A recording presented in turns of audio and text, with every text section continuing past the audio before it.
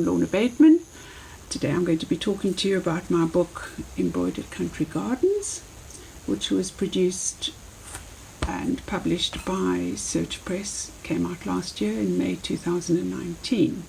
I'm going to talk about what the inspiration is for the book and also to give you some insight into actually how the book works. This is certainly a first for me, giving a lecture online. I'm so used to giving talks in workshops or in lecture halls, village halls, wherever, where I have an interactive live audience, and I very much rely on that for feedback. So at the moment, this is, as I say, very much new territory for me, so we'll see how we progress. Where did I get the idea for the book from?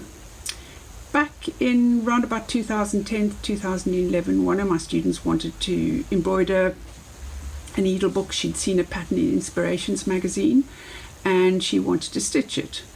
And I said to her, why don't we create our own little garden? And she said no, she wasn't comfortable, and so many teachers will tell you, and many of you will resonate with people saying, I'm not artistic, I can't draw. And I said to her, no, let's see what we can do. So we combined elements from the book and we added some of our own, and we created a little garden for her, and she created her own needle case, and I went on and stitched one for myself as well with my own creation, and I called it in an English country garden, I think I called it Create Your Own Garden. And at the same time, my husband and I had just moved into our cottage.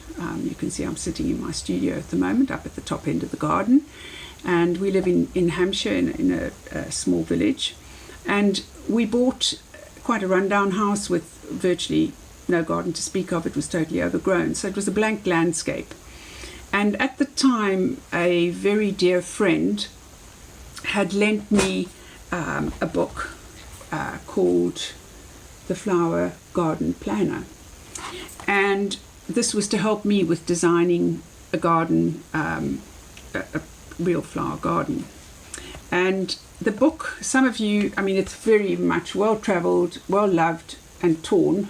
It traveled around the US with me last year for 6 weeks, so the covers come off. I was teaching over there, and it's actually upside down. And this book works on the premise that they give you sort of paintings, drawings, as it were, of various gardens to give you some idea. But at the back of the book are pages of pull-outs or push-outs. You can actually see the holes where I've pushed out one or two.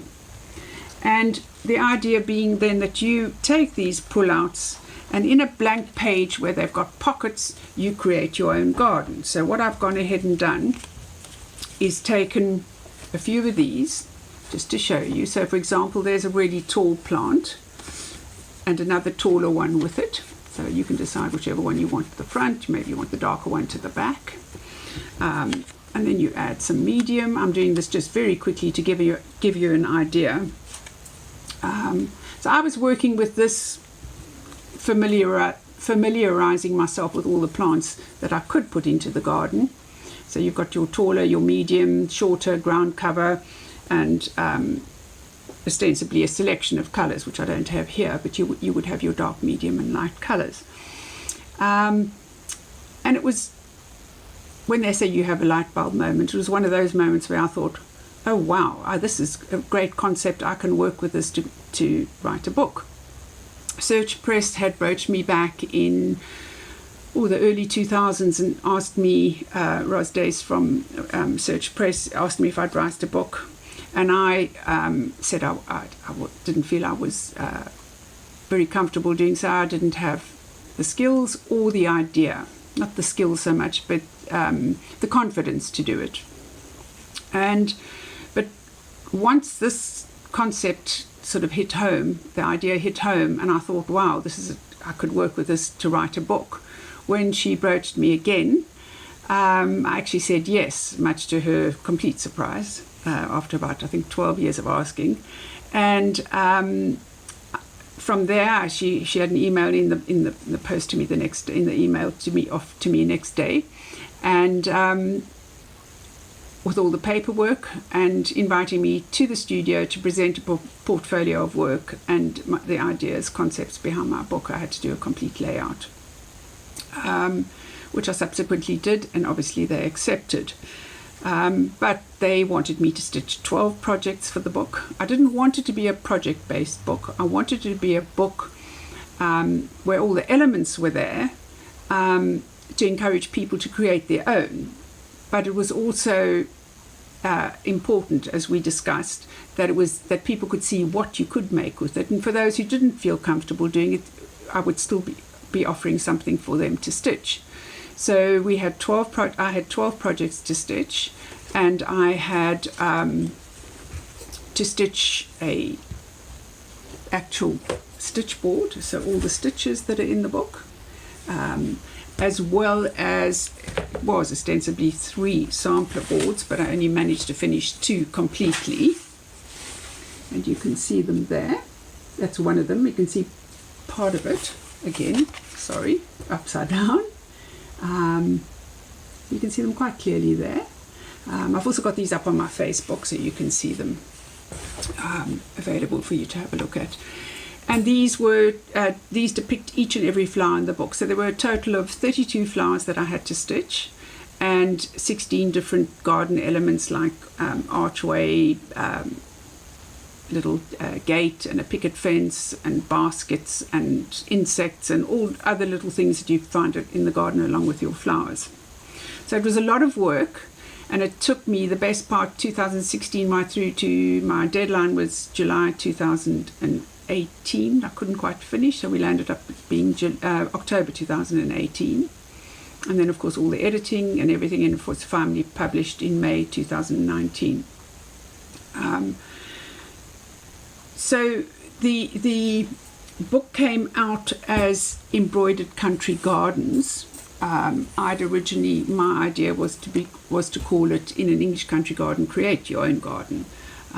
But they felt Embroidered Country Gardens was more generic and would appeal across a broader spectrum. But the flowers are, I suppose, what we would call quintessentially English, but found all over the world. I come from South Africa, as you no doubt can hear.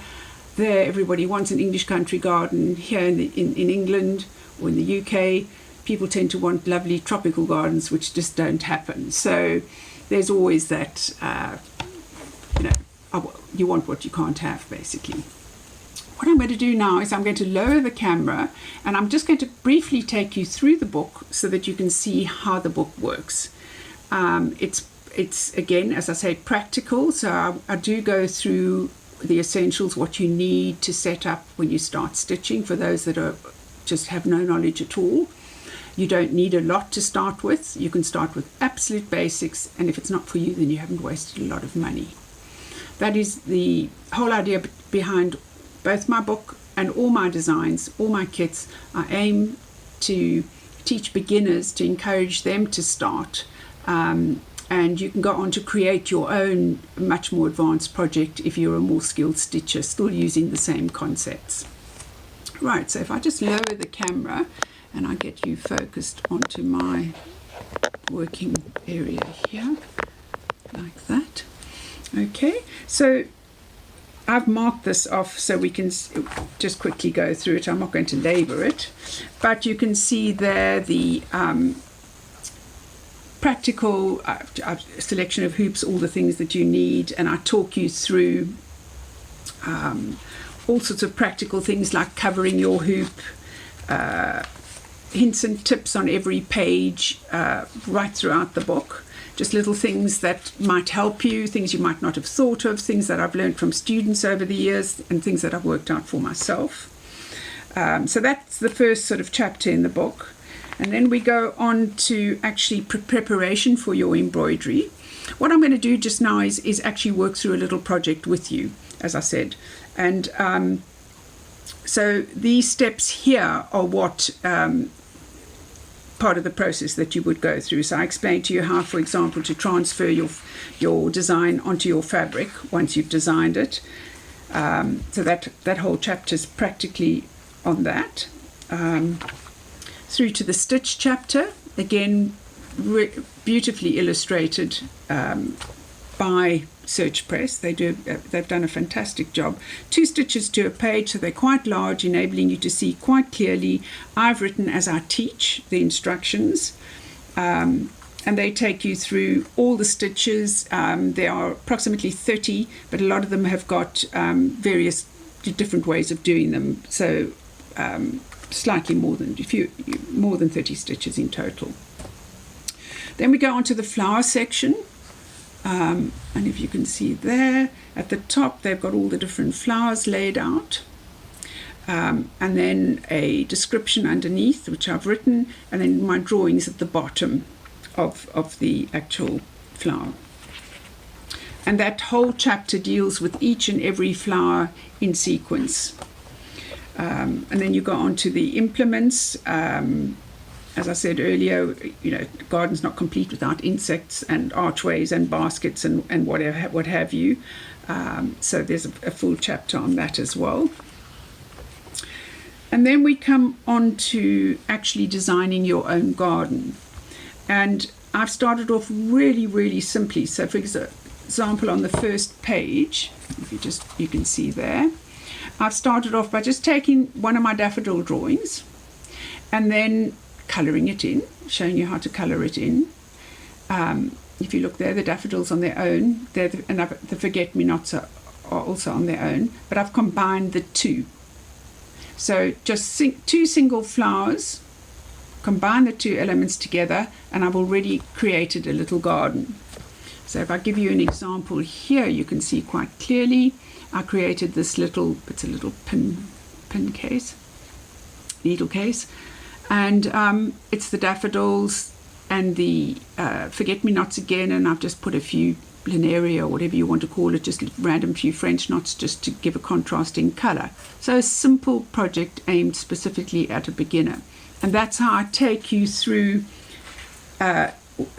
step by step, where you can create your own garden, and I give you ideas for different gardens as well.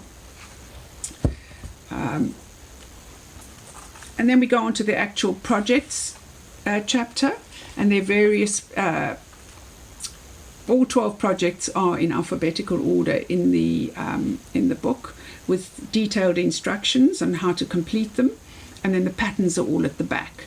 So we come on to the last chapter. Well, that's just the finishing bit if you frame a picture, or yeah, I think picture frame is the only one I've really dealt with. Obviously each and every project is I deal with how to finish it and complete each individual item. These are the patterns, so you have all the patterns for the 12 projects in the back, and then as I said earlier, you've got the pages with the patterns, with the actual individual flowers, the drawings spread over 3 pages. And lastly, the actual pattern, that's got a bit of a glare, but the actual pattern there for the bag, which has its own full pull-out patterns. I'll just come back up here and explain again. So that was the bag, as I said earlier, which I showed you earlier, with the pattern for that at the back. Right, so we come on to the practicalities now. So those last 3 pages, you can take them and you can photocopy them. So what I did when I was designing and writing was I drew up all the flowers and I coloured them in, just so that I had an idea of what they would look like. So you can see some of the elements there. It's just one of the pages that I worked with from my workbook. A lot of people don't know what the flowers are. So underneath each, I've written what the actual flower is. But if you go, the internet obviously is a great source is a great resource. Pinterest is a wonderful. I have a category for every single flower that I teach, as well as many others, so that when I'm actually teaching, I use that as a reference. Because, for example, if you take irises, you commonly think of them as being yellow or blue or purple, but there are over 100 different species. So it always gives you an idea. You may look at your drawing once you've done it and think something's missing. Go onto the internet, have a look at all the colors, or a gardening book, have a look at all the different colors and find what's missing. So you may need a stronger one, and you think, oh, that flower wouldn't come in a darker color, but you'd be amazed at what is out there. There's a huge variety now. All flowers come in virtually every single color. So you would then photocopy the back if you don't want to trace from it, so you can actually trace from the patterns at the back in the book. Or else what I advocated when I taught this last design class last year in the US was that I photocopied sheets for them. So I did all 3 sheets of the flowers and the implements. Gave them, I think, 2 or 3 sets each. So I cut up a lot. I have loads of them. And then you've got the elements to work with. So you would then set about, and I'm probably going to have to come back to the table again. So I'll take this down just to show you down here. See where I am. Okay, and I've got all the little traced bits here for you to see. So these are the elements that I want to work with today to show you how it's done. So you can see the black and white little drawings there, and I think they should be quite clear. The project that I have based these on or chosen them according to, is my thread catcher. Now the thread catcher I designed and aimed it at beginners completely. So it's a relatively simple design with all the stitches repeated a lot in it. I've got lupins, daffodils, daisies, and the basket. So how did I go about that? So as I say, I traced it or copied it onto tracing paper. And I have all these little individual elements. And then what I did was, I'll just leave this in the corner there for you to see, like that. Okay. And I then, let me just angle that, put my flowers out like that, and I started arranging them. So for example, you've got your daisies in the top corner. Now if you look at all of these little drawings, all of them can be reversed, and it gives you a different angle. So if you want to, for example, double up, so they're the lupins, both the same way, but you can see if I turn this over, and I can change the angle or whatever like that, I've now got a double set of lupins. So you can use both sides of your little tracing. So let's start again. Put my daisies, I think they actually went that way, but I've added a few more there. Then I had the lupins, I think sort of like that. And you just play. You just have this on a board, and fiddle and play around until you like what you see. So I've got my little basket there. I've also got different baskets in the book. There are a few different baskets, so you can swap that out if you want to. You can swap the flowers out. You can add more at the back. So say, for example, I wanted more lupins. I would just bring in that, maybe not all of them, just cover it over. Bring my daffodils back in. I haven't done loads of different forget-me-nots, but I certainly, it gives you an idea of what I'm doing. You would then colour it in. So if I remove that, and I'll show you, I haven't got all of every single one. I don't appear to have a forget-me-not, but I mean that's pretty easy to do. So there's my daisies, they're my lupins, they're my daffodils. I'll give you a little brown basket, and then as I say, you would just add your ground cover, your forget-me-nots all the way around and fill them in so that you get that effect again. on there, or like that, or working all the way around. With the basket, you can, this is done with bullions, but you can make it more, you can make it easier if you want. If you don't particularly want to do a bullion, you could just do a simple little woven basket. So I deal with about four different ways of creating baskets, and then just stems with little French knots to indicate flowers for your flowers in your basket, and you've completed your design. Repeated in the button, I just use the little daisies, and if you can see there, I repeated the daisies with forget-me-nots in between, and they make a very striking effect. So that is how you would go, very simply go about creating and working with the pieces in the book. Obviously, you can go on to bigger designs. When I'm working, I always sketch first with, I use the pieces, and then I would have a bigger one there, all drawn up. So with all my loose pieces, if you take the loose pieces and wrap them, take a little piece of sellotape, wrap it around your finger, attach it to the back, and put them on flat onto a piece of paper, you then have an idea of what the layout looks like, and you can trace that off, and then you've got a composite picture like that. You then go on further, and I'm just deliberately using different pictures to show you, and then you color it in. And effectively, that's what your aim is. That's what your goal is. Your aim is to finish that particular piece, whichever one you've drawn, and create that garden. You can obviously add as you're going along. I do tend to freestyle a lot, so I may have a plan in front of me, but I do tend to deviate from it quite a bit. What we call artistic license, I think. So hopefully I've sort of dealt with the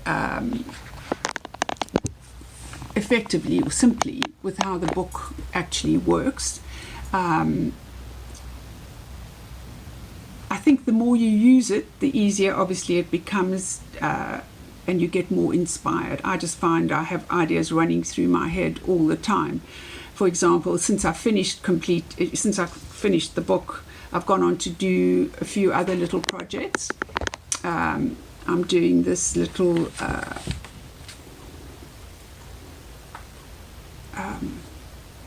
it's a scissor stand.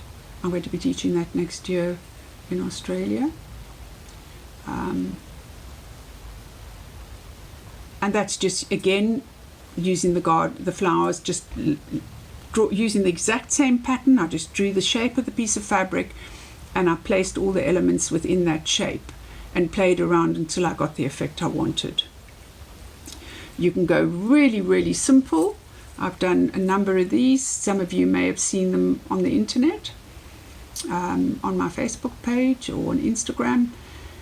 I've made a number of needle minders. Again, brilliant, easy concept for somebody who wants to start. I've just used, I think, 3 or 4 stitches on there, French knots, lazy daisies, and straight stitches, and pinwheels, buttonhole stitch, to keep them simple and to give you a feeling of confidence when you start. So you can create a whole variety of these. This is the little one that will go with the with this. So it's a set, and I've got a few more ideas going, that I will run alongside this and create with this in mind.